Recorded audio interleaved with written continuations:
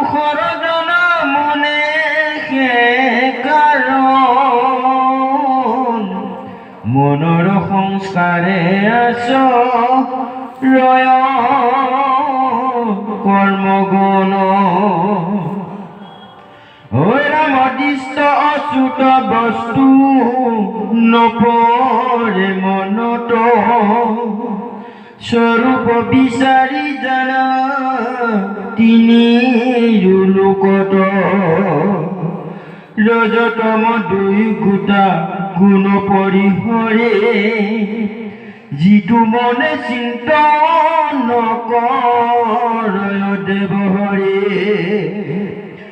এৰা কেৱল শেষত গুণে যুগুত সদায় ৰজতম ভিত্তি যিটো এৰি সমুদায় সিটো নৰে বিশ্বক দেখয় একে ঠাই পৰম তত্ত্বক বাবে কহিলো বুজাই অদিশ অচ্যুত যেবে মনে লৰয় আমাৰ বলে কতেবে কিঞ্চিত সংশয় ৰাম স্বপ্নত দিনত যেন দেখি তাৰা গুণ পৰ্বতৰ ওপৰে সমুদ্ৰ দৰ্শন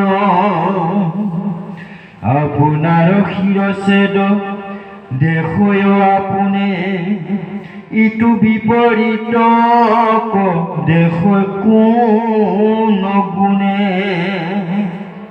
হেনো শুনিব দতি নাৰদ ভগৱন্ত শুনিলোক সাৱধানে ইহাৰ তদন্ত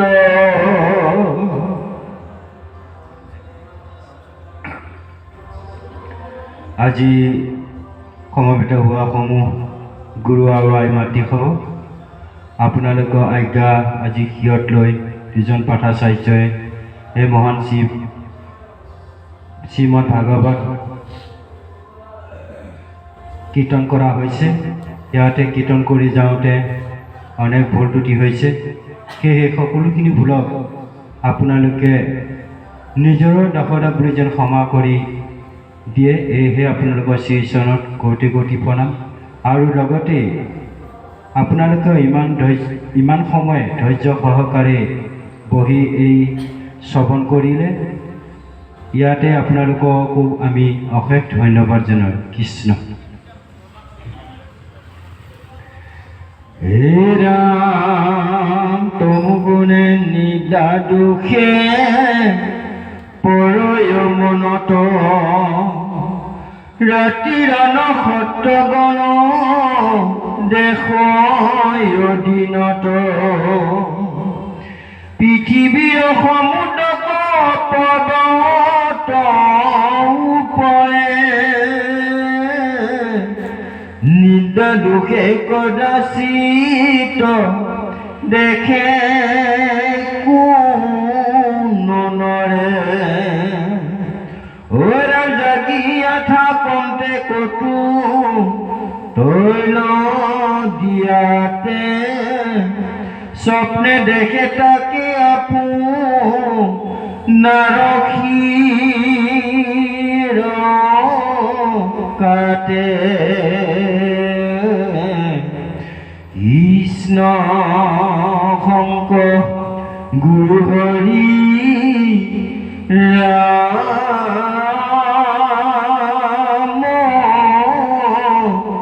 ৰাম ৰাম হৰি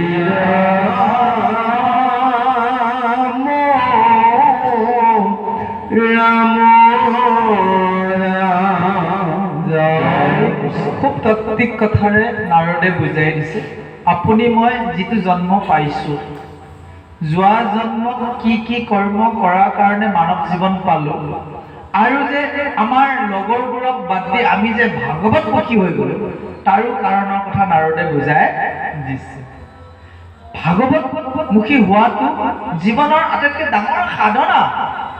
এইকণ যে হ'ব পাৰিছো তাতো বহুত ৰহস্য সোমাই আছে, তন্ন তন্নকে খণ্ডটোত উল্লেখ কৰিব। কেৱল অনুৰোধ কৰিছে ৰজা, হে মহাৰাজ, তুমি তমোগুণ আৰু ৰজোগুণৰ ঊৰ্ধ্বলৈ গুচি অহা। তমোগুণ ৰজোগুণতে যদি তুমি থাকা তেতিয়াহ'লে তুমি ঘোৰ সংসাৰত পুনৰাবৃত্তি জনমং তোমাৰ চলিয়ে থাকিব।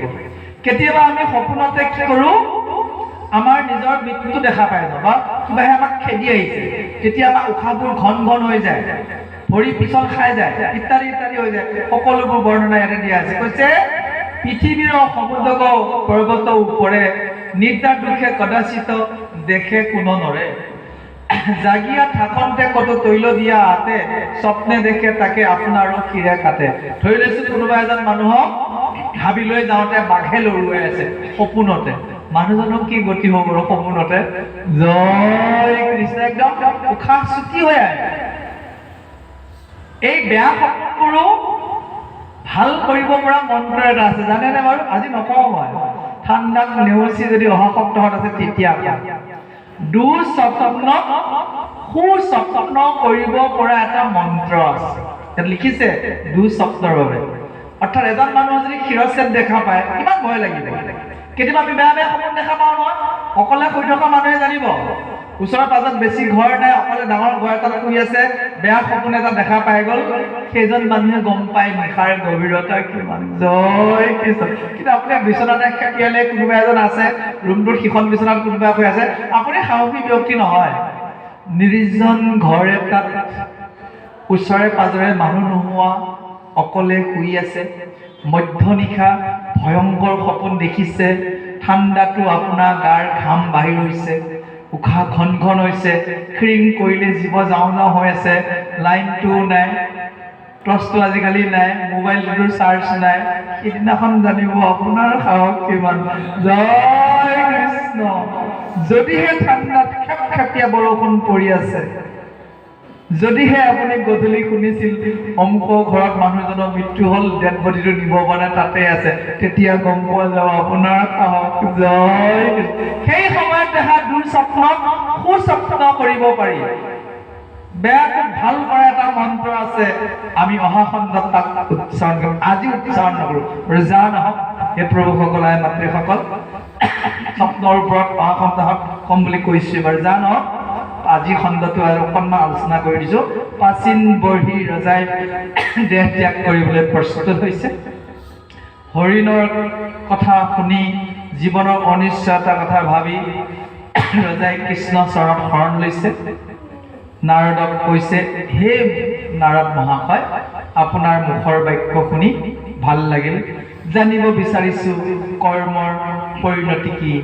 এজন মানুহে বেয়া কাম কৰি ভাল কাম কৰিও ইয়াতে মৃত্যুবৰণ কৰে, তেওঁলোক কেনেকৈ পৰলোকত শাস্তি পায় তাৰ ওপৰত ক'বলৈ গৈ কুকুৰৰ আগৰ জন্মৰ কাহিনীও কিছু সোমাই গৈছে, আৰু এজন মানুহে কেনেকৈ আবদ্ধ হ'ব পাৰে তাৰো কাহিনী সোমাই আছে।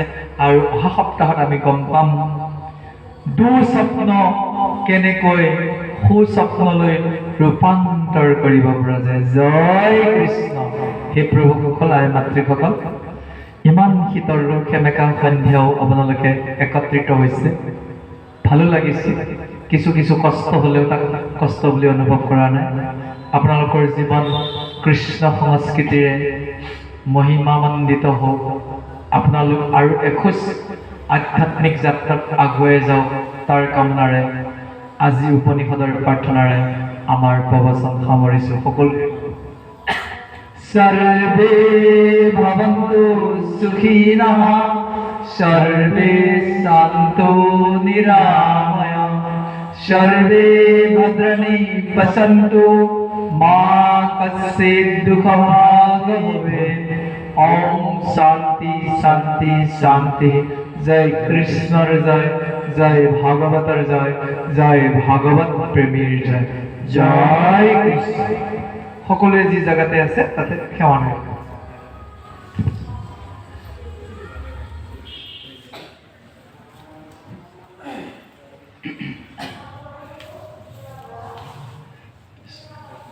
ॐ